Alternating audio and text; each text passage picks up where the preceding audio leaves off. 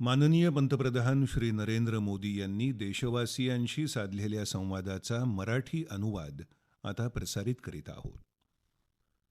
माझ्या प्रिय देशवासियांनो नमस्कार. कोविड-19च्या विरोधात लढण्यासाठी देशानं आपली संपूर्ण ताकद कशा प्रकारे लावली आहे हे आपण पाहत आहोत. गेल्या 100 वर्षांमधली ही सर्वात मोठी महामारी आहे आणि या महामारीच्या काळातच भारतानं अनेक नैसर्गिक संकटांचाही दृढतेनं सामना केलाय. या काळात अम्फान चक्रीवादळ आलं, निसर्ग नावाचं चक्रीवादळ येऊन गेलं, अनेक राज्यांमध्ये महापूर आले, लहान मोठे अनेक भूकंप आले, भूस्खलन झालं. अगदी अलीकडेच गेल्या 10 दिवसांच्या काळात देशानं पुन्हा एकदा 2 मोठ्या चक्रीवादळांचा सामना केला. पश्चिमी किनारपट्टीवर तौते आणि पूर्व किनारपट्टीवर यास चक्रीवादळ येऊन गेली. या दोन्ही चक्रीवादळांनी अनेक राज्यांवर परिणाम केला आहे. देश आणि देशाची जनता संपूर्ण ताकदीनिशी या संकटाशी झुंजली आणि कमीत कमी जीवितहानी सुनिश्चित केली.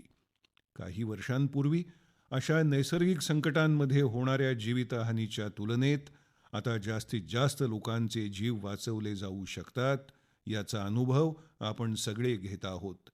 संकटाच्या या कठीण आणि अवघड परिस्थितीमध्ये चक्रीवादळामुळे प्रभावित झालेल्या सर्व राज्यांच्या लोकांनी ज्या प्रकारे मोठं धाडस दाखवलं, या विपदेच्या काळात अतिशय धैर्यानं आपत्तीला तोंड दिलं, त्याबद्दल मी सर्व नागरिकांचं अगदी आदरपूर्वक आणि अगदी हृदयपूर्वक कौतुक करू इच्छितो. जे लोक पुढाकार घेऊन मदत आणि बचाव कार्यामध्ये सहभागी झाले, त्या सर्व लोकांचं जितकं कौतुक करावं तितकं कमीच आहे. या सर्व लोकांना मी प्रणाम करतो. केंद्र आणि राज्य सरकारांनी आणि स्थानिक प्रशासनाच्या सर्व जणांनी एकत्रित येऊन या संकटाचा सामना केला. आजही ते कार्यरत आहेत. या वादळी संकटामध्ये ज्यांना आपल्या जवळच्या लोकांना गमवावं लागलं, त्यांच्याविषयी मी आपल्या सहसंवेदना व्यक्त करतो. या संकटामध्ये ज्यांना नुकसान सोसावं लागतंय, त्या सर्वांच्या बरोबर आम्ही अगदी ठाम उभे आहोत. माझ्या प्रिय देशवासियांनो, आव्हान कितीही मोठं असो, भारतानं केलेला विजयाचा संकल्पही नेहमी तितकाच मोठा असतो. देशाची सामूहिक शक्ती आणि आपल्याकडे असलेली सेवा भावना यांच्यामुळे देश प्रत्येक वादळातून बाहेर पडला आहे. अलीकडच्या काही दिवसात आपण पाहिलं की आमचे डॉक्टर्स, नर्स आणि आघाडीच्या फळीवर कार्यरत असलेले योद्धे यांनी स्वतःची चिंता न करता रात्रंदिवस काम केलं आणि आजही ही मंडळी काम करीत आहेत. या सर्वांमध्ये कोरोनाच्या दुसऱ्या लाटेमध्ये लढा देताना खूप मोठी भूमिका बजावणारेही काही लोक आहेत. या योद्ध्यांविषयी मन की बातमध्ये चर्चा करावी अशी विनंती मला नमो ॲपवर आणि पत्रांच्या माध्यमातून केली गेली आहे. मित्रांनो, ज्यावेळी दुसरी लाट आली त्यावेळी अचानक ऑक्सिजनची मागणी अनेक पटींनी वाढली. त्यामुळे खूप मोठं आव्हान निर्माण झालं. वैद्यकीय प्राणवायू देशाच्या अगदी लहान लहान गावांमधल्या भागांपर्यंत पोहोचवणं हे एक मोठं आव्हान होतं. ऑक्सिजन वाहून नेणाऱ्या टँकरचा वेग थोडा वाढला, अगदी लहानशी चूक झाली तरी त्या टँकरचा स्फोट होण्याचा धोका असतो. औद्योगिक ऑक्सिजनचं उत्पादन करणारे अनेक प्रकल्प देशाच्या पूर्व भागात आहेत. तिथून दुसऱ्या राज्यांमध्ये ऑक्सिजन पोचवायलाही काही दिवसांचा अवधी लागतो. देशासमोर आलेल्या आव्हानामध्ये देशाला मदत केली ती क्रायोजेनिक टँकर चालवणाऱ्या चालकांनी, ऑक्सिजन एक्सप्रेसनं, हवाई दलाच्या वैमानिकांनी, अशा अनेक लोकांनी युद्ध पातळीवर काम करून हजारो लाखो लोकांचे प्राण वाचवले. आजच्या मन की बातमध्ये आपल्याबरोबर असेच एक सहकारी जोडले जात आहेत. उत्तर प्रदेशातल्या जौनपूरमध्ये वास्तव्य करणारे श्रीमान दिनेश उपाध्यायजी. दिनेशजी नमस्कार. सरजी नमस्कार. नमस्कार. सर्वात आधी तुम्ही स्वतःविषयी काही माहिती जरूर द्यावी असं मला वाटतं. सर, माझं नाव दिनेश बाबुलनाथ उपाध्याय आहे. मी जौनपूर जिल्ह्यातल्या जमुआ भागातल्या हसनपूर या गावचा रहिवासी आहे. उत्तर प्रदेशातले आहात का? होय सर, होय सर. बरं. सर, मला एक मुलगा, 2 मुली आहेत. घरी पत्नी आणि आईवडील आहेत. आणि तुम्ही काम काय करता? सर मी ऑक्सिजनचा टँकर चालवतो, लिक्विड ऑक्सिजनचा. मुलांचं शिक्षण व्यवस्थित सुरू आहे ना?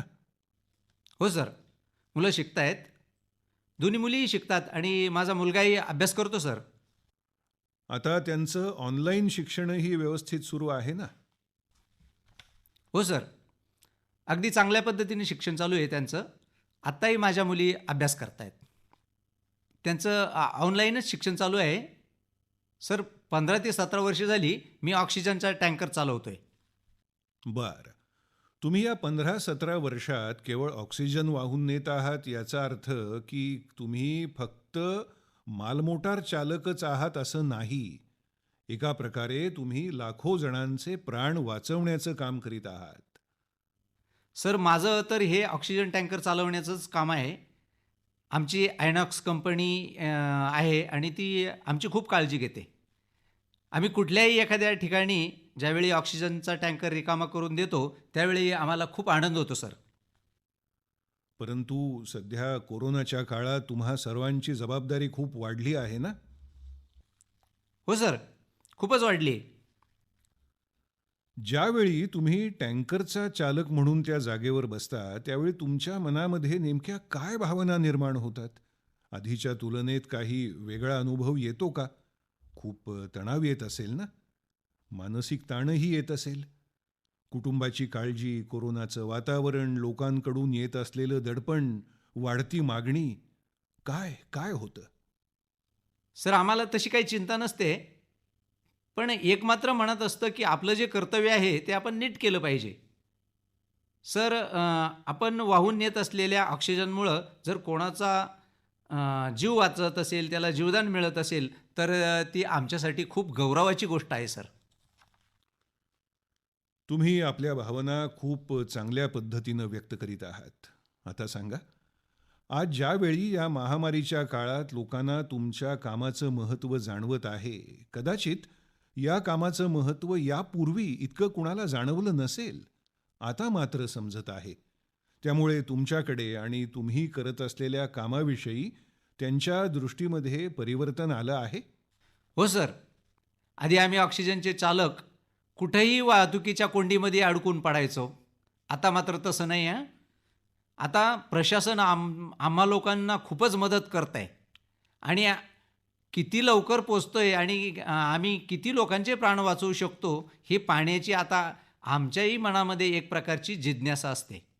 अशा वेळी वाटेत काही खायला मिळेल किंवा मिळणार नाही, कोणतीही अडचण येवो, कधीही आम्ही रुग्णालयात शक्य तितक्या लवकरच पोहोचत असतो. ज्यावेळी टँकर घेऊन जातो त्यावेळी रुग्णालयातले लोक, तिथं उपचारासाठी दाखल झालेले रुग्णांचे नातलग, कुटुंबीय सगळेजण आम्हाला हातांनी व्ही असा इशारा करतात. अच्छा, हे लोक व्हिक्टरीचा व्ही म्हणून असा इशारा करतात का? हो सर, हातांनी व्ही दाखवतात आणि काही जण अंगठाही दाखवतात. अशा वेळी आम्हाला खूप बरं वाटतं बरं का. आयुष्यात मी काहीतरी चांगलं काम नक्कीच केलंय. त्यामुळं आत्ताच्या संकटामध्ये मला अशा प्रकारे सेवा करण्याची संधी मिळते सर. टँकर चालवून आलेला थकवा दूर होत असेल ना? हो सर, हो सर. मग घरी आल्यानंतर मुलांबरोबर याविषयी तुम्हा सर्वांच्या गप्पा होतात का? नाही सर, माझी मुलं गावी राहतात. मी इथं आयनॉक्स एअर प्रॉडक्टमध्ये टँकर चालक म्हणून काम करतोय. 8-9 महिन्यांनी घरी जात असतो सर. मग कधी फोनवर मुलांबरोबर बोलत असाल ना? हो सर, नेहमीच बोलत असतो. मग त्यांच्या मनात येत असणार, बाबांनी या काळात जरा सांभाळून राहिलं पाहिजे. हो सर, मुलं घरची मंडळी सांगतात, "बाबा काम करा परंतु स्वतःला सांभाळून करा." आणि आम्हीही सुरक्षा लक्षात घेऊनच काम करतो सर. आमचा माणगाव इथं प्रकल्प आहे. आयनॉक्स आम्हा सर्व लोकांची खूप मदत करते सर. चला तर दिनेशजी, तुमच्याशी बोलून मला खूप चांगलं वाटलं. तुमचं बोलणं ऐकून देशाच्या लक्षात येईल की या कोरोनाच्या लढ्यात कोणकोणते लोक कशा प्रकारे कार्यरत आहेत. केवळ लोकांचे जीव वाचले पाहिजेत यासाठी तुम्ही 9-9 महिने आपल्या मुलांना भेटलेले नाहीत, परिवाराची गाठभेट घेतलेली नाही. ज्यावेळी ही गोष्ट देश ऐकेल त्यावेळी देशाला तुमचा अभिमान वाटेल. कोरोनाच्या विरोधातली लढाई आपण जिंकणारच आहोत, कारण दिनेश उपाध्याय यांच्यासारखे लाखो लोक जीवाची पर्वा न करता काम करीत आहेत. सरजी, आपण सर्वजण कोरोनाला एके दिवशी नक्कीच हरवणार आहोत बघा. दिनेशजी, तुमची भावना हीच तर देशाची ताकद आहे. खूप खूप धन्यवाद दिनेशजी. आणि तुमच्या मुलांना माझे आशीर्वाद सांगावेत. ठीक आहे सर. नमस्कार. धन्यवाद. नमस्कार सर. नमस्कार. धन्यवाद. मित्रांनो, दिनेशजी सांगत होते त्याप्रमाणे ज्यावेळी एक टँकर चालक ऑक्सिजन घेऊन रुग्णालयात पोहोचतो त्यावेळी तो ईश्वरानं पाठवलेला दूतच वाटतो. हे काम किती जोखमीचं आहे आणि ते करताना किती मानसिक दडपण येत असणार हे आपण नक्कीच समजू शकतो. मित्रांनो, आव्हानाच्या या काळामध्ये ऑक्सिजनची वाहतूक अधिक सुलभ करण्यासाठी भारतीय रेल्वेनं पुढाकार घेतला. ऑक्सिजन एक्सप्रेस, ऑक्सिजन रेल्वेमुळे रस्ते मार्गावरून जाणाऱ्या ऑक्सिजन टँकरपेक्षा कितीतरी जास्त मोठ्या प्रमाणात ऑक्सिजन देशाच्या कानाकोपऱ्यापर्यंत वेगानं पोचवला आहे. एक ऑक्सिजन एक्सप्रेस संपूर्णपणे महिला चालवत आहेत हे जाणून माता भगिनींना अभिमान वाटेल. देशाच्या प्रत्येक महिलेला या गोष्टीचा अभिमान वाटेल. इतकंच नाही तर प्रत्येक भारतीयाला महिलेच्या या कार्याचा अभिमान वाटेल. ऑक्सिजन एक्सप्रेस चालवणाऱ्या लोको पायलट शिरीषा गजनीजी यांना मन की बातमध्ये मी आमंत्रित केलं आहे. शिरीषाजी, नमस्ते. नमस्ते सर. कसे आहात सर? मी ठीक आहे. शिरीषाजी, मी ऐकलंय की तुम्ही रेल्वे पायलट म्हणून काम करीत आहात आणि तुम्ही सर्वजणी म्हणजे जणू महिला मंडळ मिळूनच ऑक्सिजन एक्सप्रेस चालवत आहात असं मला सांगण्यात आलंय. शिरीषाजी, तुम्ही खूप शानदार काम करीत आहात. कोरोना काळामध्ये तुमच्याप्रमाणे अनेक महिलांनी पुढाकार घेऊन कोरोनाशी 2 हात करताना देशाला ताकद दिली आहे. तुम्ही म्हणजे स्त्री शक्तीचं एक प्रमुख उदाहरण आहात.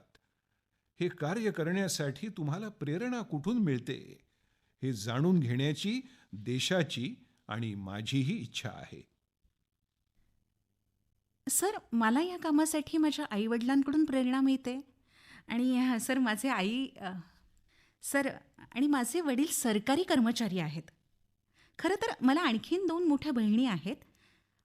आम्ही घरामध्ये 3 जणी आहोत. तरीही माझे वडील कामासाठी प्रोत्साहन देत असतात. माझी मोठी बहीण सरकारी बँकेत नोकरी करते आणि मी रेल्वेमध्ये आहे. माझे पालकच मला कामासाठी प्रोत्साहन देतात सर. अरे वा, शिरीषाजी, तुम्ही सर्वसामान्य काळातही रेल्वेमध्ये नोकरी केली आहे. गाडी नेहमीप्रमाणे चालवली आहे. परंतु ज्यावेळी एकीकडे ऑक्सिजनची मागणी इतकी प्रचंड आहे, अशा वेळी तुम्ही ऑक्सिजन घेऊन जाणारी गाडी चालवणं म्हणजे थोडं जास्त जबाबदारीचं काम असणार. सामान्य काळामध्ये माल सामान वाहून नेणं वेगळी गोष्ट आहे आणि ऑक्सिजनची वाहतूक करणं तसं खूपच नाजूक काम आहे. अशा वेळी काय अनुभव आला होता? हे काम केल्यामुळे माझ्या मनाला फार आनंद वाटला सर. ऑक्सिजन स्पेशल गाडी चालवताना सगळं काही पाहावं लागतं. सुरक्षेचा विषय असो की फॉर्मेशन असो, अगदी कुठं गळती तर नाही ना, याचीही सारखी काळजी घ्यावी लागते. दुसरं म्हणजे भारतीय रेल्वेकडूनही खूप चांगली मदत, पाठिंबा मिळतोय सर. ही ऑक्सिजनची गाडी चालवण्यासाठी मला हरित मार्गिका दिली होती. या गाडीनं आम्ही 125 किलोमीटरचं अंतर 1.5 तासात कापलं. इतक्या वेगानं ही गाडी धावली पाहिजे यासाठी रेल्वेनं ही खूप मोठी जबाबदारी घेतली होती सर. म्हणून मीही ही जबाबदारी पेलायला तयार झाले खरं. वा वा, शिरीषाजी, तुमचं मी खूप खूप अभिनंदन करतो आणि तुमच्या मातापित्यांना विशेष रूपानं प्रणाम करतो, ज्यांनी आपल्या 3ही मुलींना इतकं छान प्रोत्साहन दिलं आणि त्यांनी खूप पुढे जावं म्हणून अतिशय चांगल्या पद्धतीनं धैर्य दिलं आहे. याबद्दल त्यांचं कौतुक आहे. मला वाटतं की अशा मातापित्यांनाही नमस्कार केला पाहिजे. तुम्हा सर्व भगिनींनाही नमस्कार. शिरीषाजी, तुम्ही वेगळं धाडस दाखवून एक प्रकारे देशाची सेवा करीत आहात. खूप खूप धन्यवाद शिरीषाजी. धन्यवाद सर. सर, आभार. सर, तुमचे मला आशीर्वाद हवेत. बस, परमात्म्याचा आशीर्वाद तुम्हाला मिळत राहावा, तुमच्या मातापित्यांचा आशीर्वाद मिळत राहावा. धन्यवाद. धन्यवाद सर. मित्रांनो, आपण आत्ताच शिरीषाजी यांचं बोलणं ऐकलं. त्यांचे अनुभव प्रेरणा देतात, तसंच भावुकही करतात. वास्तवामध्ये ही लढाई इतकी मोठी आहे की यामध्ये रेल्वेप्रमाणेच आपला देश जल, थल, नभ अशा तीनही मार्गांनी कार्यरत आहे. एकीकडे रिकामे केलेले टँकर्स हवाई दलाच्या विमानांनी ऑक्सिजन प्रकल्पांपर्यंत पोहोचवण्याचं काम सुरू आहे, तर दुसरीकडे नवीन ऑक्सिजन प्रकल्प उभे करण्याचं कामही पूर्ण केलं जात आहे. त्याचबरोबर परदेशातून ऑक्सिजन, ऑक्सिजन कॉन्सन्ट्रेटर्स आणि क्रायोजेनिक टँकर्सही देशात आणले जात आहेत. या कामामध्ये नाविक दल गुंतलं आहे, हवाई दलही हे कार्य करीत आहे, लष्करही जबाबदारी स्वीकारून काम करीत आहे. DRDO सारख्या आपल्या संस्था कार्यरत आहेत. आपले कितीतरी संशोधक, औद्योगिक क्षेत्रातले तज्ज्ञ आणि तंत्रज्ञही युद्ध पातळीवर काम करीत आहेत. ही मंडळी करीत असलेल्या कामाची माहिती घेण्याची, त्यांच्या कामाचं स्वरूप जाणून घेण्याची जिज्ञासा सर्व देशवासियांच्या मनात आहे. म्हणूनच आज आपल्याबरोबर हवाई दलाचे ग्रुप कॅप्टन पटनायक जी बोलणार आहेत. पटनायक जी, जय हिंद. जय हिंद सर. सर, मी ग्रुप कॅप्टन पटनायक हवाई दलाच्या हिंडन तळावरून बोलतोय सर. पटनायक जी, कोरोना विरोधातल्या लढाईमध्ये तुम्ही मंडळी खूप मोठी महत्त्वाची जबाबदारी सांभाळत आहात. जगभरामध्ये जाऊन टँकर आणणं, टँकर इथे पोचवण्याचं काम करीत आहात. एक फौजी, लष्करी या नात्यानं वेगळ्याच प्रकारचं काम तुम्ही केलं आहे. लढताना हौतात्म्य पत्करणं किंवा समोरच्या शत्रूला मारायचं यासाठी तुमची धावपळ असते. आज मात्र तुम्ही जीवन वाचवण्यासाठी धावपळ करीत आहात. हा अनुभव तुमच्यासाठी कसा आहे हे आम्ही जाणून घेऊ इच्छितो. सर, या संकटाच्या काळामध्ये आपल्या देशवासियांना आम्ही मदत करू शकतो ही आमच्यासाठी खूप भाग्याची गोष्ट आहे. आणि हे जे काही मिशन आम्हाला मिळालं आहे ते आम्ही अतिशय चांगल्या पद्धतीनं पार पाडत आहोत. आम्हाला दिलं गेलेलं प्रशिक्षण आणि मिळत असलेल्या पूरक सेवा यांच्या मदतीनं काम सुरू आहे. आणि सर्वात मोठी गोष्ट म्हणजे सर, या मिशनमुळं काम केल्याचं समाधान मिळतंय ही खूप मोठी म्हणजे अगदी उच्च स्तरावरची बाब आहे. आणि म्हणून आम्ही मिशनचं काम निरंतर करू शकतोय. कॅप्टन, तुम्ही या दिवसांमध्ये जे जे काही प्रयत्न केले आहेत आणि तेही कमीत कमी वेळेत सर्व काही कामं करावी लागली आहेत, त्याविषयी ह्या दिवसातला तुमचा काय अनुभव आहे? सर, गेल्या 1 महिन्यापासून आम्ही सातत्यानं ऑक्सिजन टँकर्स आणि द्रवरूप ऑक्सिजन कंटेनर्स देशातून आणि देशाबाहेरून अशा दोन्ही ठिकाणाहून उचलून आणत आहोत सर. जवळपास 1600 सॉर्टीजपेक्षाही जास्त हवाई दलानं वाहतूक केली आहे आणि 3000 तासापेक्षाही जास्त काळ उड्डाण केलं आहे. जवळपास 160 आंतरराष्ट्रीय मिशन पूर्ण केली आहेत सर. आधी आणि इतर देशांतर्गत कामासाठी टँकर्स आणत होतो त्यावेळी 2-2, 3-3 दिवस लागत होते. मात्र सध्या ज्या कारणानं आणि प्रत्येक ठिकाणावरून ऑक्सिजन टँकर्स आणतो त्यासाठी आम्ही अवघ्या 2 ते 3 तासामध्ये एका ठिकाणाहून दुसऱ्या ठिकाणी टँकर्स पोचवत असतो. आणि आंतरराष्ट्रीय मिशन असेल तर अवघ्या 24 तासामध्ये अगदी न थांबता निरंतर कार्य सुरू ठेवून 24 तासामध्ये हे काम फत्ते करतो. या मिशनसाठी संपूर्ण हवाई दल कार्यरत आहे सर. आणि जितक्या लवकर आणि जितके जास्त टँकर आणता येतील तितके ते आणले जातात. देशाची शक्य तितकी जास्त मदत करायची हाच विचार असतो सर. कॅप्टन, आंतरराष्ट्रीय स्थानांवर तुम्हाला कुठे कुठे उड्डाणं करावी लागली? सर, अगदी अल्पकालीन सूचनेनुसार आम्ही सिंगापूर, दुबई, बेल्जियम, जर्मनी आणि UK या सर्व स्थानी वेगवेगळ्या तळांवर भारतीय हवाई दलाच्या विमानांनी उड्डाणं केलं सर. IL-76, C-17 आणि इतर सर्व विमानं गेली होती. C-130नं तर अतिशय कमी वेळेमध्ये मिळालेल्या सूचनेनुसार मिशनचं नियोजन केलं. आम्हाला मिळालेलं प्रशिक्षण आणि आमच्यामध्ये असलेला जोश यामुळं आम्ही अगदी वेळेत मिशन पूर्ण करू शकलो सर. लक्षात घ्या, देशाला तुमचा अभिमान आहे. जल असो, भूमी असो किंवा मग आकाश, आमचे सर्व जवान ही कोरोना विरुद्धची लढाई लढत आहेत आणि कॅप्टन, तुम्ही देखील तुमची जबाबदारी पार पाडली आहे, त्यामुळे तुमचं देखील अभिनंदन. सर खूप खूप आभारी आहोत सर. आम्ही आमचे सर्वोत्तम द्यायचा प्रयत्न करत आहोत आणि या प्रयत्नांमध्ये माझ्यासोबत माझी मुलगी आदितीसुद्धा आहे सर. अरे वा. नमस्कार मोदीजी. नमस्कार. आदिती, तू किती वर्षांची आहेस? मी 12 वर्षाची आहे आणि इयत्ता 8वीमध्ये आहे. तुमचे वडील नेहमी बाहेर जातात, युनिफॉर्ममध्ये, गणवेशात असतात. हां, मला त्याचा खूप अभिमान वाटतो. ते इतकं महत्त्वपूर्ण काम करतात ना, की कोरोना पीडित लोकांची मदत करतात आणि बाहेरील देशांमधील ऑक्सिजनचा जो टँकर, कंटेनर ते सगळं घेऊन येतात. परंतु तू तुझ्या बाबांना खूप मिस करत असशील ना? हो, मी त्यांना खूप मिस करते. आजकाल ते खूप कमी वेळ घरी असतात. कोरोनाबाधित लोकांना वेळेवर ऑक्सिजन मिळून त्यांचा जीव वाचावा यासाठी ते अनेक आंतरराष्ट्रीय उड्डाणांद्वारे कंटेनर आणि टँकर त्यांच्या प्रोडक्शन प्लांटपर्यंत नेत आहेत सर. तुझे बाबा लोकांना वेळेवर ऑक्सिजन पोचवून त्यांचे प्राण वाचवण्याचं काम करतात, ही गोष्ट आता सगळ्यांना माहीत झाली असेल. हो. तुझे वडील ऑक्सिजन सेवेत कार्यरत आहेत ही बाब जेव्हा तुझे मित्रमंडळी, तुझ्या सोबत शिकणारे विद्यार्थी यांना कळली असेल, तेव्हा त्या सगळ्यांना तुझ्याबद्दल देखील आदर वाटला असेल ना? माझे मित्रमैत्रिणी मला सांगतात की तुझे बाबा इतकं महत्त्वाचं काम करतायत, त्याचा तुला देखील अभिमान वाटत असेल ना. हे ऐकल्यावर तर मला खूपच अभिमान वाटतो आणि माझे सगळं कुटुंब आहे, माझे दोन्ही आजी आजोबा, सगळ्यांना माझ्या वडिलांचा खूप खूप अभिमान वाटतो. माझी आई आणि बाकी सर्व देखील डॉक्टर आहेत.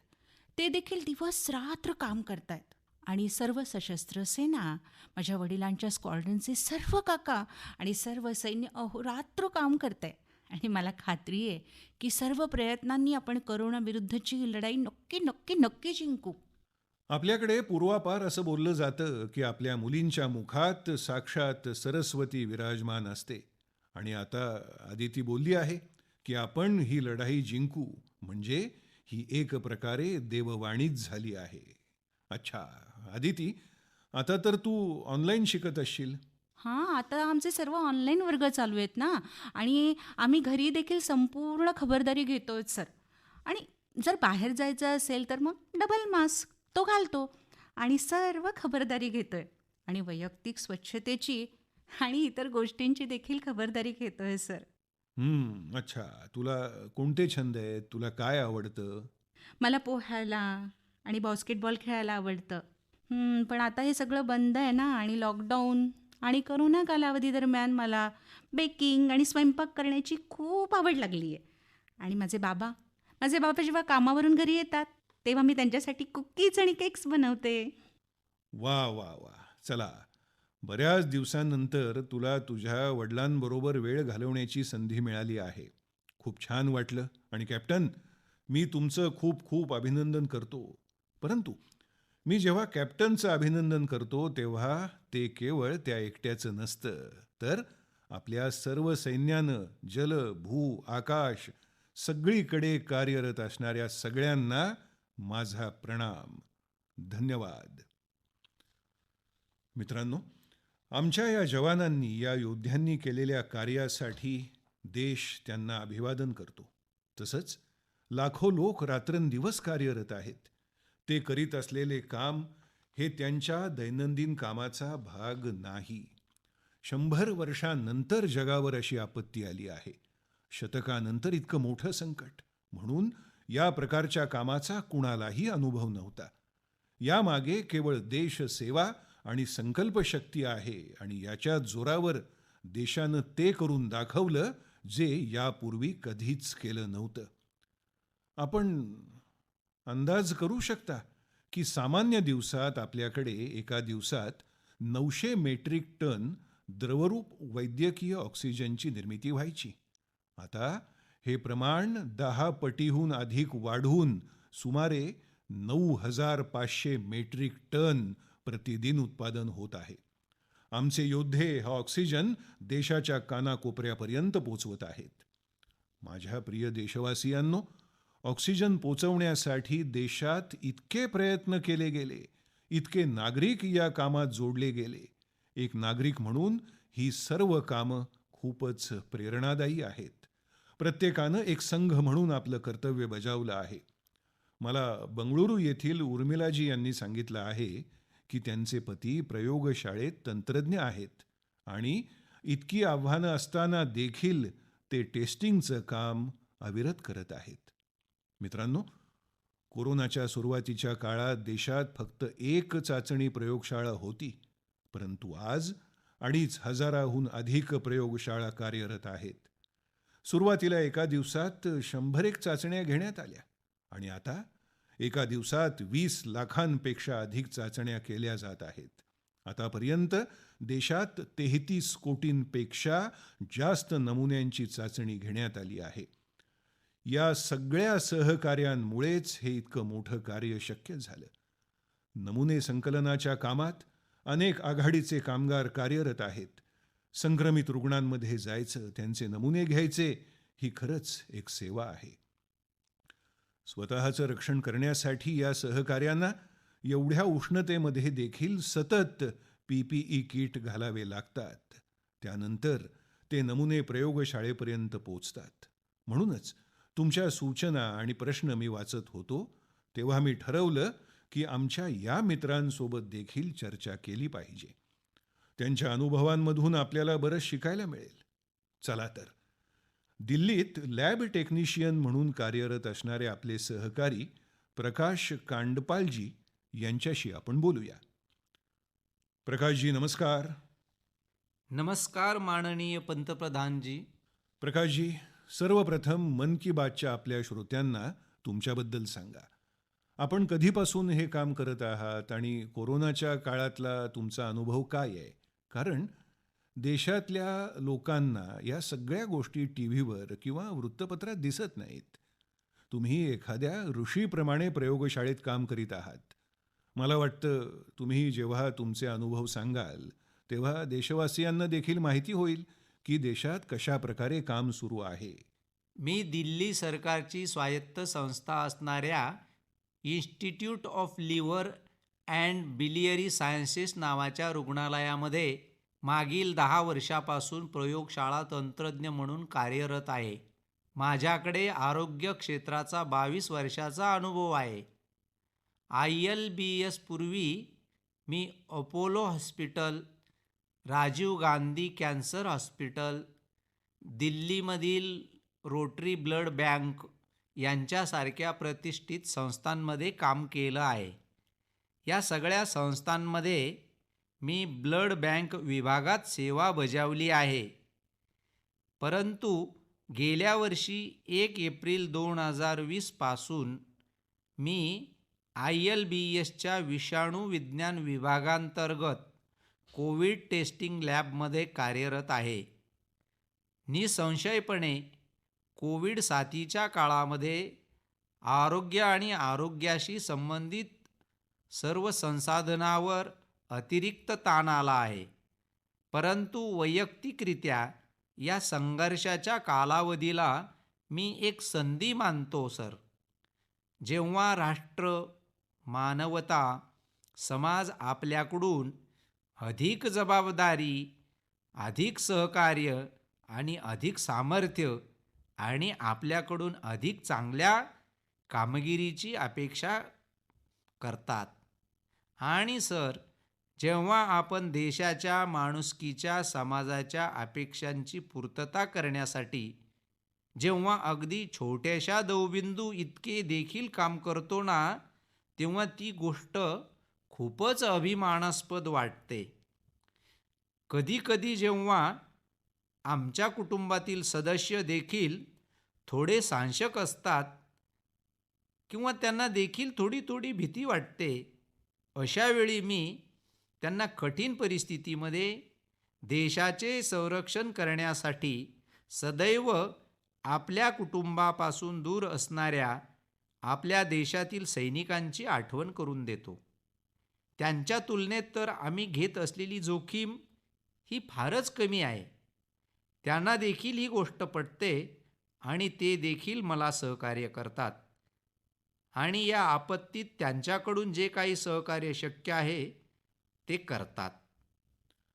प्रकाशजी, या कोरोनाच्या काळात एकीकडे सरकार लोकांना शारीरिक अंतर ठेवण्यासाठी सांगत आहे, एकमेकांपासून दूर राहण्यासाठी सांगत आहे, आणि आपल्याला मात्र कोरोना विषाणूमध्येच राहावं लागतं.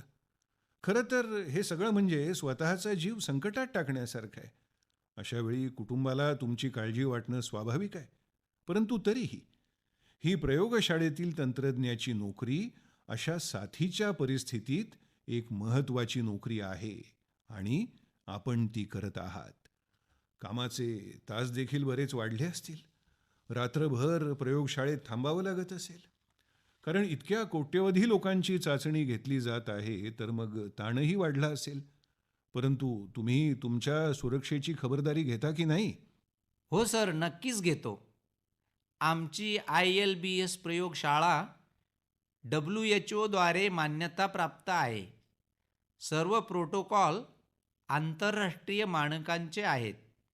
आम्ही प्रयोगशाळेत जाताना त्रिस्तरीय पोशाख घालून जातो आणि तो घालूनच काम करतो. आणि त्याचे विघटन करणे, लेबलिंग करणे आणि चाचणी या सर्व गोष्टी संपूर्ण प्रोटोकॉलनुसार केल्या जातात. सर, माझं कुटुंब आणि माझे बहुतेक परिचित ज्यांना अजून संसर्ग झाला नाही, ही देवाची कृपा आहे. एक गोष्ट आहे की आपण सावधगिरी बाळगली आणि संयम ठेवल्यास आपण हे संकट थोडेसे टाळू शकतो. प्रकाशजी, आपल्यासारखे हजारो लोक गेल्या 1 वर्षापासून प्रयोगशाळेत कार्यरत आहेत आणि खूप त्रास सहन करीत आहेत. इतक्या लोकांना वाचवण्याचं काम आपण करत आहात. देशाला आज हे माहिती होत आहे. प्रकाशजी, मी तुमच्या मार्फत तुमच्या सर्व सहकाऱ्यांचे मनापासून आभार मानतो. देशवासियांच्या वतीनं त्यांचे आभार मानतो. आणि आपण निरोगी राहा, तुमचं कुटुंब निरोगी राहू दे, मी तुम्हाला शुभेच्छा देतो. धन्यवाद. धन्यवाद सर. तुम्ही मला ही संधी दिली त्याबद्दल मी तुमचा आभारी आहे. मित्रांनो, मी एक प्रकारे संवाद तर प्रकाशजींशी साधला, पण त्यांच्या बोलण्यातून हजारो प्रयोगशाळा तंत्रज्ञांच्या सेवेचा सुगंध आपल्यापर्यंत पोचत आहे. या गोष्टींमधून हजारो लाखो लोकांचा सेवाभाव तर दिसून येतोच. आपल्या सर्वांना आपली जबाबदारी देखील कळते. प्रकाशजी यांच्यासारखे आपले अनेक साथीदार ज्या परिश्रम आणि समर्पण वृत्तीने काम करीत आहेत, त्याच निष्ठेनं त्यांना सहकार्य केल्यास कोरोनाला पराभूत करण्यात मोठ्या प्रमाणात मदत होईल.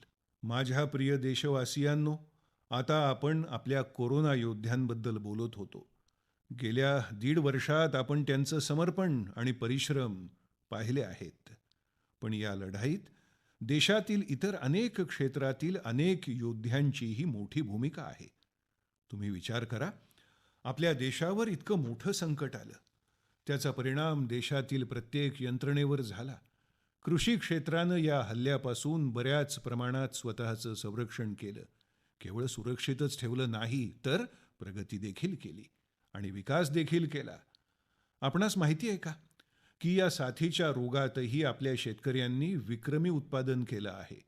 शेतकऱ्यांनी विक्रमी उत्पादन केल्यानं देशानं देखील अन्नधान्याची विक्रमी खरेदी केली आहे. यावेळी बऱ्याच ठिकाणी शेतकऱ्यांना मोहरीसाठी MSP पेक्षा जास्त भाव मिळाला आहे. अन्नधान्याच्या विक्रमी उत्पादनामुळे आपला देश प्रत्येक देशवासियाला आधार देण्यास सक्षम आहे. देशातील एकही गरीब कुटुंबात कोणीही कधीही उपाशी झोपू नये म्हणून आज या संकट काळात 80 कोटी गरीब लोकांना मोफत शिधावाटप केलं जात आहे. मित्रांनो, आज आपल्या देशातील शेतकरी अनेक क्षेत्रातील नवीन व्यवस्थेचा फायदा घेत आहेत. आगरतळामधील शेतकऱ्यांचंच उदाहरण घ्या. हे शेतकरी उत्तम दर्जाच्या फणसाचं उत्पन्न घेतात. त्याला देशात आणि परदेशात देखील चांगली मागणी येऊ शकते. म्हणूनच यावेळी आगरतळा येथील शेतकऱ्यांचे फणस रेल्वेनं गुवाहाटी इथे आणले. हे फणस आता गुवाहाटीहून लंडनला पाठवण्यात येत आहेत. तसंच तुम्ही बिहारच्या शाही लिचीचं नाव देखील ऐकलं असेलच.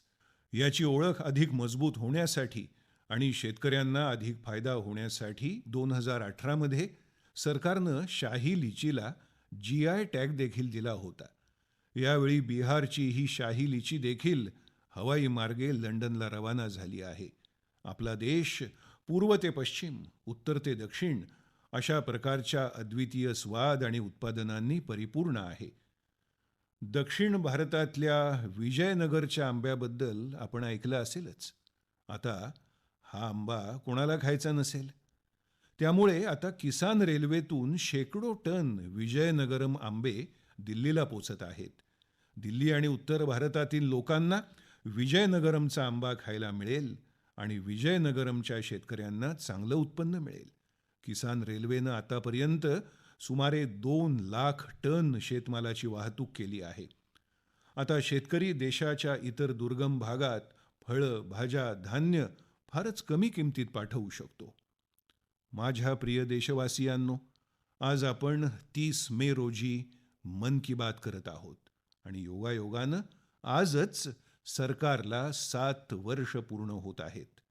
या वर्षांमध्ये देशानं सबका साथ, सबका विकास, सबका विश्वास या मंत्राचा अवलंब केला आहे. देशसेवेसाठी प्रत्येकानं प्रत्येक क्षण समर्पण भावनेनं काम केलं आहे. बऱ्याच सहकाऱ्यांनी मला पत्र पाठवून सांगितलं आहे की मन की बातमध्ये मी आपल्या या 7 वर्षांच्या एकत्र प्रवासाबाबत देखील चर्चा केली पाहिजे. मित्रांनो, या 7 वर्षात जे काही शक्य झालं आहे ते देशाचं आहे, देशवासियांचं आहे. आपण या वर्षांमध्ये राष्ट्रीय अभिमानाचे अनेक क्षण अनुभवले आहेत. आता भारतावर इतर देशांचा वैचारिक दबाव नाही. भारत आता स्वतःच्या संकल्पाने मार्गक्रमण करत आहे. हे जेव्हा आपण बघतो तेव्हा खूप अभिमान वाटतो. भारत आता आपल्या विरुद्ध कट रचणाऱ्यांना सडेतोड उत्तर देत आहे. हे बघताना आपला आत्मविश्वास वाढतो. जेव्हा भारत राष्ट्रीय सुरक्षेच्या मुद्द्यांची तडजोड करीत नाही, तेव्हा आपल्या सैन्यांची ताकद वाढते. तेव्हा आम्हाला वाटतं की होय, आम्ही योग्य मार्गावर आहोत. मित्रांनो, मला देशातील कानाकोपऱ्यातून अनेक देशवासियांचे संदेश, त्यांची पत्र येतात. बरेच लोक आभार मानतात की 70 वर्षांनंतर त्यांच्या गावात पहिल्यांदाच वीज पोहोचली आहे. त्यांची मुलं प्रकाशात पंख्याखाली बसून अभ्यास करत आहेत. कित्येक लोक सांगतात की त्यांचं गावही आता पक्क्या रस्त्यानं शहराशी जोडलं गेलं आहे. मला आठवतं की आदिवासी भागातील काही लोकांनी मला पत्र पाठवून सांगितलं होतं की रस्ता तयार झाल्यानंतर प्रथमच त्यांना उर्वरित जगाचा भाग असल्याचं वाटत आहे. त्याचप्रकारे कोणी बँक खातं उघडण्याचा आनंद सामायिक करतो, तर कोणी वेगवेगळ्या योजनांच्या मदतीनं नवीन रोजगार सुरू करण्याच्या आनंदात सहभागी होण्यासाठी मला आमंत्रित करतो. प्रधानमंत्री आवास योजना अंतर्गत घर मिळाल्यानंतर गृहप्रवेश कार्यक्रमात सहभागी होण्याची अशी अनेक आमंत्रणं मला देशवासियांकडून येत आहेत. या 7 वर्षात मी तुमच्या सर्वांच्या अशा करोडो आनंदांमध्ये सहभागी झालो आहे. काही दिवसांपूर्वीच गावातील एका कुटुंबानं मला जल जीवन अभियान अंतर्गत घरात बसवलेल्या पाण्याच्या नळाचा फोटो पाठवला. त्या फोटोचं कॅप्शन त्यांनी लिहिलं होतं, माझ्या गावाची जीवनधारा. अशी बरीच कुटुंबं आहेत. स्वातंत्र्यानंतरच्या 7 दशकांमध्ये आपल्या देशातील फक्त 3.5 कोटी ग्रामीण कुटुंबांना पाण्याचं कनेक्शन दिलं होतं. परंतु गेल्या 21 महिन्यातच केवळ 4.5 कोटी घरांना शुद्ध पाण्याचं कनेक्शन देण्यात आलं आहे. त्यापैकी 15 महिने तर कोरोना कालावधीचे होते. देशामध्ये असाच विश्वास आयुष्मान योजनेच्या माध्यमातून देखील आला आहे.